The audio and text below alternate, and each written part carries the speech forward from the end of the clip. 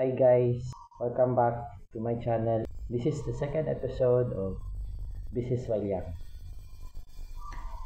Okay, so today, this is a short video, this is short 3 minutes video, and because I will explain to you guys what are my current businesses or current source of income at the age of 19. So on my first video, I've already explained I have many businesses that I tried, failed, right? So, and then ngayon, ito-tell ko sa inyo guys yung mga businesses na talagang nakatulong sa akin, nakapag-provide na needs and at the same time wants. So, my first business or first source of income as of now is forex trading. So, kung hindi ka familiar sa forex trading, it's obviously a buy and sell of currency or stocks like that. So, sa forex trading, I am 3 years there. Sa first 2 years ko, I am part-timer. Nag-learn. Hindi pa masyado talaga kumikita dyan. No? Nag-learn tayo ng pag-trade sa forex. So, I cannot say na magaling na ako dyan. Kasi until now, is pinag-aaralan ko pa din ng forex trading. Kasi ganyan naman talaga yung business. Diba? Unending process, unending talaga na mag-learn ka. Kasi may experiences dyan na kailangan mong embrace. Yung process niyan, kailangan mong i-learn. Kasi yan yung magpapatibay sa atin in the future. So right now, sa forex trading, I am a prop firm trader. So currently taking pa the challenge from Funded Next. So sila legit talagang sila prop firm based on Dubai. So dyan ako ngayon, naka-base na prop firm. And then I am also an affiliate of Blueberry Funded. So I support their new mission kasi itong Blueberry Funded, they are backed by a brokerage which is Blueberry Markets. So I'm an affiliate there. So if you want to try to become a prop firm, kasi sila parang tawag yan, what I mean by prop firm is because basically maganda ito sa mga traders na wala talaga enough or malaking capital, then they want to scale up their skills. So prop firm, they are what you call there are like a funded sila, parang naka-fund sila ng mga traders na magaling, kaya you will take a challenge from them first, then if you pass, then yun, they will fund you. So currently nasa Funded Next ako, pero at the same time sinusupport ko pa din yung proprietary firm ni Blueberry Funded.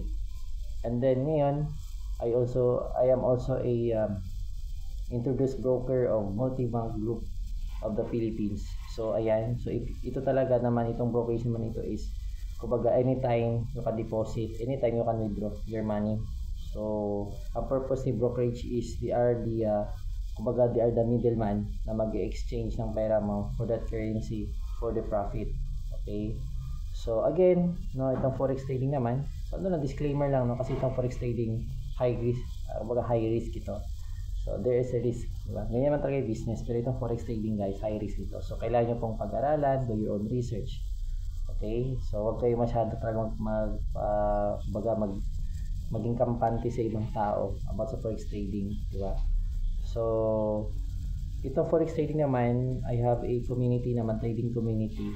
So small trading community pa lang, so you can join there, then connect with us kasi may mga newbies din doon. So you can connect with them. Opportunity din ito para makipag-network sa kanila.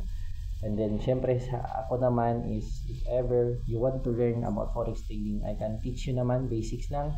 No, I cannot teach you talaga na kaagad into millions, but I can teach you my experiences, my knowledge about forex trading that I come up with the 3 years of experiences from that industry.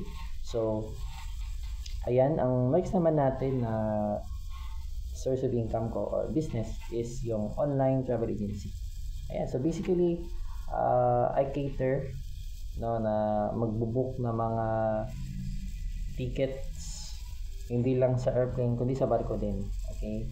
So kumbaga ang services ko na in-offer is local and international bookings, visa processing if you want to tour outside Philippines, magpapasin din ako ng visa, insurance, meron din insurance tayo, yung mga tours, syempre meron tayo yan, mga travel and tours, hindi lang dito sa Philippines, and of course meron din sa ibang bansa like Hong Kong, Dubai, Macau, etc.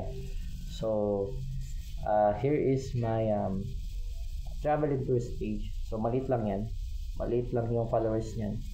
Kasi basically may personal account talaga. Diyan talaga marami nagme-message sa akin ng mga kliyente ko sa online travel agency ko. Basically that's the only source of income. Nasapat lang din para makapag-provide ng needs natin, and at the same time syempre di ba, syempre makatulong din tayo sa parents natin, kasi since sa akin po is syempre single parent na yung nagtataguyod sa amin magkakapatid. So, di ba, kailangan ko kumbaga, ako pa naman yung panganay, kailangan kong kumbaga, doble tayo na din habang bata pa. So, syempre, magbe-business naman din tayo, why not? Business while young. Mag-start tayo, maga pa. So, those are my businesses, and if you want to try, why not, di ba? Habang bata pa, lalo na kung kaedad kita. Try nyo lang po. Kahit wala pa akong maipakita ng results, pero if you have the vision, if you have the commitment, if you have the confidence naman na baka mag-workout naman in the long run, why not? Okay, so that's all for my episode today. So again guys, thank you for watching. Please like, share, and subscribe guys. And then for the next video, abangan nyo lang. So yun lang, thank you.